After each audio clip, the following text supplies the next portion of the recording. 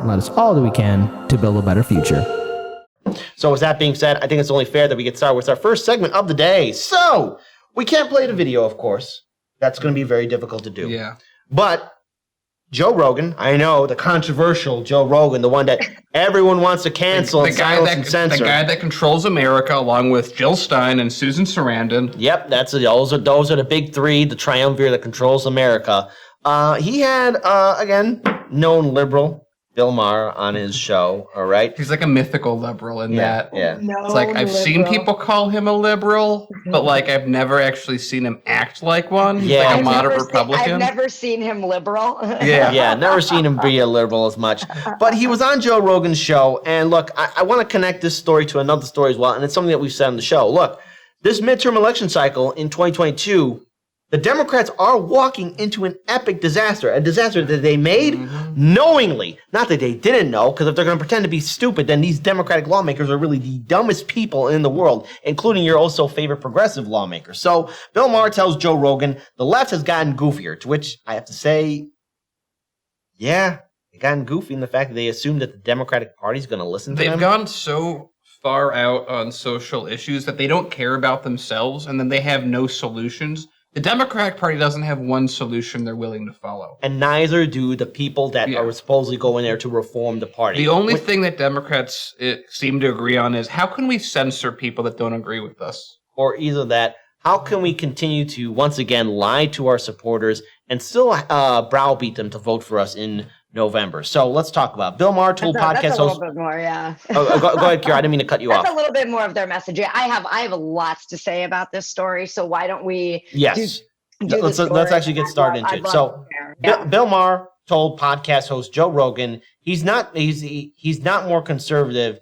That it's the left that has gotten goofier, and that Democrats are going to get their asses kicked in November. During the Joe Rogan Experience podcast Tuesday, Rogan sat with the host of HBO's Real Time with Bill Maher. The two talked about how 5 years ago, no one was saying the terms like pregnant men, and now that's what he hears from the left and Democrats. They agree that what people hunger for is common sense. Part of the discussion can be seen in the clip below. Again, we can't play it because YouTube will hit us for that. It also starts in the podcast at 10 minutes, 15-minute mark here. So if you have access to the show notes in the description box below, you can follow along. He goes on to quote, I think it's because we are both seen as people who are commonsensical, Maher said, and that it is, and that is what there is hunger for. I think in America, more than anything, is common sense, away from the extremes. People say to me, don't you think you've gotten more conservative? No, I haven't, Maher continued. The left has gotten goofier, so I seem more conservative maybe, but I feel like it's not me who changed. I feel like I'm the same guy, but 5 years ago, we hadn't spent $6 trillion to stay home. I mean, I understand we had to do something with the pandemic. I'm not sure we didn't spend $1 trillion to bail out the economy in 2008. 5 years ago, no one was talking about abolishing the police, Maher continued.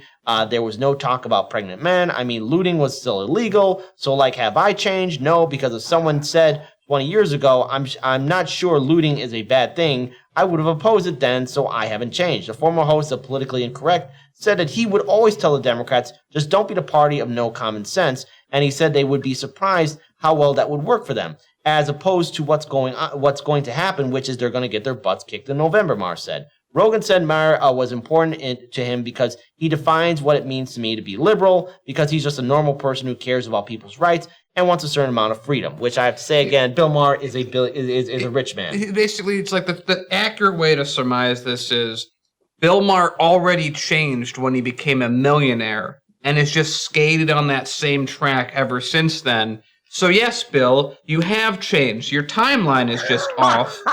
And on top of it, you never cared about the left. You know, this is one thing that someone pointed out a while back.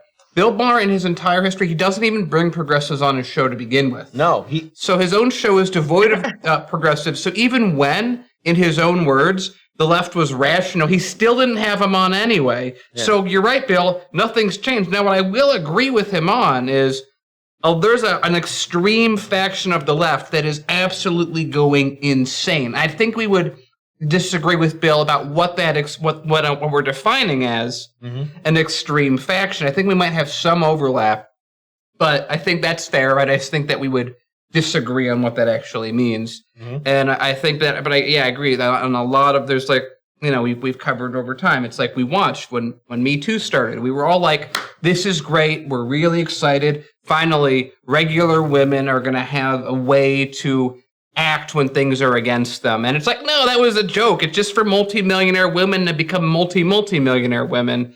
And that has blown up. And I think I remember something Lainey said a while back on this. She said, as bad as this is, I'm really worried when the backlash happens, when these guys finally lose their momentum as the face. Because that's the other problem is there aren't that many people. Like, we tend to stay in economic territory as much as we can. It's the trunk of the tree of disaster that affects America, and all they're focusing on all these branches.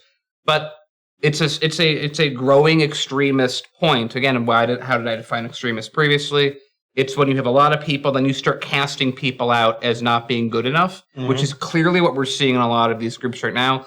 All that does is make a smaller, more extreme point of view, which more people distance themselves from. So we're literally hitting a point where fighting for women's rights is going to be looked at as bad by the majority because of the association. Fighting for LGBT rights is going to be looked at as bad because of who it's associated with. So, ironically, a lot of the groups and where I think I might have some agreement is that just the natural evolution that they've forced and the extremism that they forced. If you disagree with us, you're a horrible human being.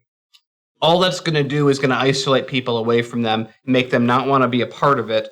And at the same time, I also want to call out the people who have been standing by silently as this has happened over the years and hasn't called out. But I really even don't mean that. It's really I don't want to blame a group that didn't get involved for a group that did improperly. So, but this is going to backfire in the next few years horribly because of their own doing. And this is something, again, why no movement should be co-opted by a political party. And this whole idea of reforming the Democratic Party or even the Republican Party is a fool's errand. If you get eaten by the bear, there's no way that you are going to change the bear from the inside. That's it. You're going to go out. You're going to be crapped out. And that's what the Democratic Party did to Bernie Sanders, AOC, and everyone else. And the thing is, nothing was done in 2021. What concrete, hard piece of policy or legislation was done by the Biden-Harris administration or the Congress to effectively get any kind of progressive policies done? Nothing. But yet Fox News is saying that Biden is a communist, and somehow corporate media is saying the left is in control of Biden. Since when? And then where? And then I don't care. You want to make your point. Last thing I would say is, on top of it, like you said, the Democrats have fully co-opted this message. And why is that? This is the big point that we try to make here on Hard Lens all the time. And we do it in all the stories we cover as much as we can, at least, which is when you focus fully on social issues, you're never going to solve it 100% because you're always going to have to do more and more and be less and less effective with every step after a point. What you need at the end of the day is regular people to be able to stand up for themselves. And the way that you do that is Medicare for all, free college tuition, forgiving student debt. Those are the things that will allow all these issues to more or less solve themselves. Right. But that's expensive. That's money donors don't want to spend. So for the Democratic Party, it's real easy to stick with social issues. It's real easy for Nike to stand with BLM as they have children making their shoes. Before we have Pura's point, because I wanted to say this, because again, the reason why I'm bringing up Joe Rogan and Bill Maher talking about how the progressives and the Democratic Party is going to get their butts kicked in November for this 2022 midterm election cycle, it's quite clear that it has to do with the failure of the Biden-Harris administration and its current crop Congress, because I got a follow-up article that does connect it again, why, again, progressives should not hitch their wagon to the Democratic Party. But Pura, let's hear your perspective. Yeah, so much to say about that. So what Bill Maher means when he says this is why people are leaving the Democratic Party is he means that this is why people like him, rich people, are leaving the Democratic Party and becoming Republicans, right? Mm-hmm. So my view of it is, that people have been off-put by the Democrats because they're not delivering on the things they're promising. So they're just obviously liars, right? It's like, and if they would deliver on the things they were promising on, like healthcare and childcare, affordable and quality education, even a police force that actually cares about the communities they're patrolling, like the normal stuff that most developed countries have, we wouldn't be having this conversation. So I just think that when he says it's pregnant men that have driven people away from the Democratic Party, what he's doing is he's belittling the actual issues at hand, which are economic issues. And it is his job to do that as the mouthpiece of the elite.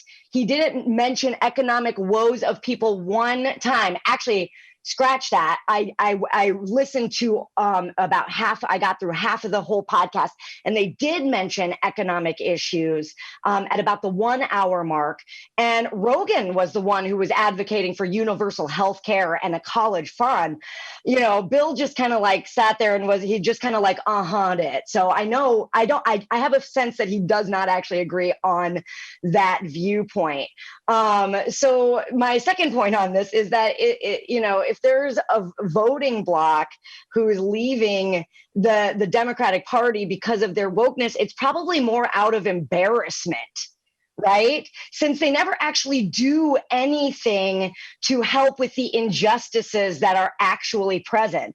Instead, it's something like, look, we changed this street name, or look, we painted a mural, but you're still getting killed in the street. Sorry.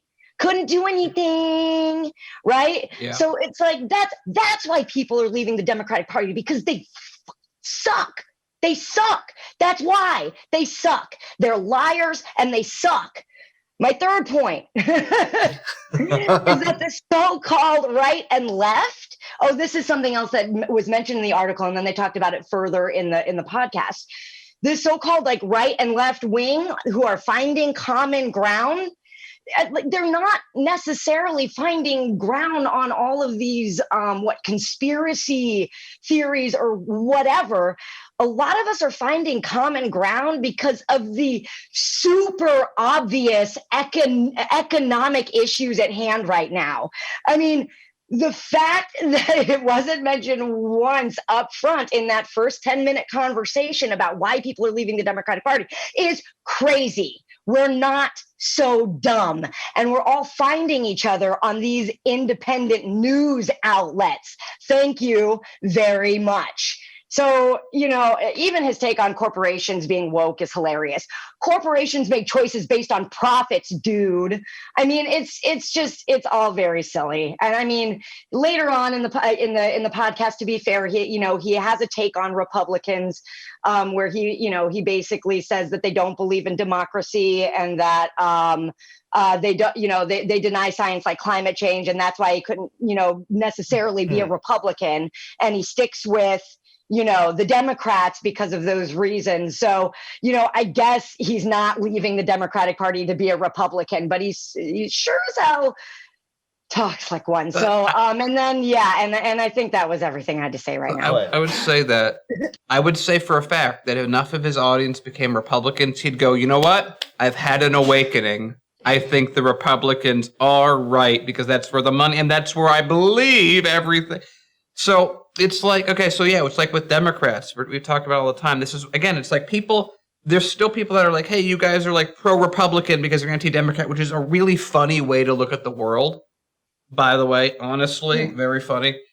And it's like, and that's the other thing. It's like, he talked about like, everyone's talking about pregnant men. It's like, how did a group of a subset of people that is like less than 1% become this like trench warfare issue like abortion has been? It's just like everything else. It's just a place for people to fight and not progress in any direction. So like you're talking earlier with like, we did a memorial because we didn't want to raise the minimum wage, but we wanted to seem like we're doing something. Social issues, fixing social issues, obviously most of the time makes people hate each other the way it's implemented currently in America. Especially from a top down, like a Democrat or Republican, whoever does it, it's just really done to get tribal people together so that they can, do a certain task a certain way more efficiently. But But like it's like everything that we saw when Trump was president, and we saw how like nuts a large part of his base was acting when they were in power. We're just seeing the opposite side of that with Democrats now. So when Bill Maher is talking about, oh, it's the Democrats, this and that and the other thing, it's so funny that he's protecting his wealth. We know that's the motivation behind this whole thing because of, and you can even say, like, you could just pick out all the people. Bill Maher has a way more Republican, I would call extremists on than progressives of any classification or style on his show. Again, but he's only a Democrat because it's profitable for him to do. And he's ironically has no take on any of the economic issues that I would assume would mean the most to him as a multimillionaire, billionaire, whatever he is. But he cares deeply about issues, as he puts it, as pregnant men. And I whenever I watch this, I'm like, what? I understand why it's happening. Yeah. So, but there's. Go ahead. So here's the thing. It's interesting to see that this is what's being talked about because, look, in the long run, we all see the writing on the wall that the Democratic Party, including progressives, are walking into a disaster. And this was done thanks to party leadership. Now, look, the Democratic Party is filled with also non-science individuals. They're filled with corrupt, neoliberal sellouts. I'm sorry to interrupt. Can I say on that? That was the other point I wanted to make that you made on it with climate change. Republicans in Congress pretend that climate change isn't real. Mm-hmm. Democrats say it is, but don't act on it, thus creating the same outcome. It just one is more socially acceptable to one group and one's more socially acceptable to the other, but the outcome is identical. So here's the thing. So I want to bring this article up, and that is, it's from The Hill. Progressives skeptical of Biden, but unsure of the alternative. And there you have Rogan and Nina Turner. For those who don't know, Nina Turner is actually, again, throwing her hand in the race with the Democratic Party in Ohio, which I think is a waste of time. But progressives who are uncertain whether President Biden, can retain the White House in 2024 have yet to find a viable alternative to coalesce around. The dissatisfaction with the White House is not unique to the left. Both factions of the Democratic Party are upset following months of congressional stalemates and abysmal polls for the president, who's battling twin domestic international crisis and a pandemic in its third year, and a Republican Party intent on taking him down. But it's progressives who have been the most vocal about a potential Biden alternative entering the orbit. So again, hey, the last time there was a progressive in the Democratic race, his name was Bernie Sanders, and he cucked out twice because the Democratic Party did commit election fraud and actually denied Bernie Sanders the nomination. Remember, they were working with the Hillary Clinton campaign in 2016, and just as good old Barack Obama on Super Tuesday made that phone call for all Democratic candidates to drop out, everyone endorsed around Biden. Isn't it funny that we can make that claim about 2016, but how dare we even mention anything 2020 related, even if we don't make that point? Yeah. You're only allowed to talk about, you could talk about misinformation if it's in Russia, Venezuela, any place that we don't like. We have some issues if it's in the EU, but you can't say anything about the presidential race in 2020. That is unacceptable. Yeah. So again, continuing on, with this entire story, because again, with the progressive movement constantly, again, getting screwed over by the Democratic Party, we have to remember that we are in an environment where progressives are always going to be, again, smeared. The sentiment is out there, but Trent, like other Democrats on the left, already sense a problem emerging in all the chatter and resentment. I don't think you're going to get a hardcore progressive lefty that's going to beat him in the primary. Well, the reason why you could get a progressive to beat him in the primary, Biden, except does that progressive have a backbone? They're like, we need a progressive to beat Biden, then progressives are like, I'll do it. And like, don't run, please stop. So Biden's inability to climb out of his embattled presidency has worried Democrats who are fearful that the party will lose its edge in the fall. Oh my goodness! It's already blunt. It's already blunt. I remember, hey guys, in the lead up to 2020, we were told in no uncertain terms by everyone in corporate media, how dare you say anything bad or negative about Biden? He's going to be super effective, and you're going to be happy with his rule. And now all the same people are like, man, he really is bad. Yeah, a recent survey aggregates place him at just 41% job approval, with 53% saying they don't agree with how he's conducting his first term. Some background polls portray an even worse outlook. A New Hampshire poll taken this month by St. Anselm College showed that neither Biden nor his number two, Vice President Maher, are guaranteed most of the Democratic support in 2024. The survey found that... Wait, let me hear that again. You're telling me that the person who was so bad in the election that she didn't win a single electoral vote. Campaign also went bankrupt, too. Campaign also went bankrupt. Huge red flags in her past. But happens to be a black woman, which was everything they were banking on. Because, again, they don't care about the economics or the history. They just say, look, black woman, you like that, go vote. As if that's what people are actually, if people aren't individuals. You're saying that wasn't a moving factor for people to vote for him? Well, again, and this is the point that Joe Rogan and Bill Maher were also saying, too, that this is what's leading to the Democrats' failure. Now, of course, in that conversation, they're ignoring the bigger picture, and that is, look, economically, people are losing their homes and apartments. Small businesses are being shut down. People have student debt and medical debt. We don't have affordable education. No Federal Jobs Guarantee Act, no UBI. Nothing. We're not getting anything, and people are upset. And when I mean people, I'm talking about regular voters, independent voters, Republican voters, Democratic voters. We all see firsthand how both the Democratic Party and, yes, the Republican Party are screwing us over because the number one constituents to both parties are banks, corporations, Wall Street executives, hedge fund managers, the top 1%. Those are the constituents that the Democratic lawmakers care about and the Republican lawmakers care about. They don't care about the people. They already abandoned us. They don't think about us. They don't like us. They don't care about us. Period. That's how it is, unless if they have the audacity to ask you to vote for them. So continuing on with the article, if he runs, he'll be challenged, said Michael Starr Hopkins, a Democratic operative who enthusiastically backed Biden's election against former President Trump, is now calling for a primary challenge to the party's president. Oh, bull. BS. He's just trying to make himself sound cool. People went into his first term thinking it would be the left that would be the ones that would cause trouble and make his life more difficult. But instead, it's the moderates, the people he's supposed to know best, Starr Hopkins said. Progressives have really carried the water for him. Hold on, I'm going to read that again. Progressives have really carried the water for him and have really been an ally in a way that I think most people wouldn't have expected, he added. He owes a lot of his political victories to the left. Biden and administration officials insist the 79-year-old president will run for re-election in 2024. Reached on Tuesday, the White House referred the Hill to its previous comments, saying that the president indeed seeks a second term. He's going to be in his 80s. Biden will be a very old man. And to progressives, not regular progressives like us, regular people, but the progressive lawmakers that were carrying water, they shielded him from criticism. They kept on supporting all of his neoliberal policies.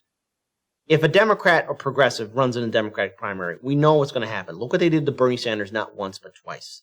Elizabeth Warren is not a good countermeasure. Andrew Yang, none of these people, none of these progressives or quote-unquote progressives or anyone that might challenge the moderate point of view are good enough challengers for Biden. At this point in time, we have to look at someone that is not associated with any political party. We have to break away from the two-party system, to which Joe Rogan and Bill Maher are saying that Democrats are going to lose. Yes, they will, but the Democrats did this to themselves knowingly. Daniel and Kira, your two final points. Kira, I think we'll close it out with you. Oh, we'll close it off with me, or we'll start with me. I don't really have that much to say about this. I would love to see a primary election. I think that the more choices we have, the better. But I'd also really like to see more of these, and I'd like to see ranked choice voting. So, I guess like my mom said, I won't repeat it. But yeah, I don't really have anything to say about this conversation because you all know my position when it comes to voting inside of the duopoly. Yep. That being said, can't argue too much with the fact that Bill Maher and Joe Rogan are right. Democrats will walk into disaster. And as a final point to this, Joe, especially Bill Maher, is right, but for the exact wrong reasons. For the exact wrong reason. And number two, look, no matter how this midterm plays out, whether the Republicans take control of the House and Senate and state governor mansions and state legislatures, or somehow it's still 50-50 between both parties, or the Democrats out of the blue, no pun intended, retain a majority or get more seats, nothing's going to fundamentally change until we break away from the two-party system and get money out of politics.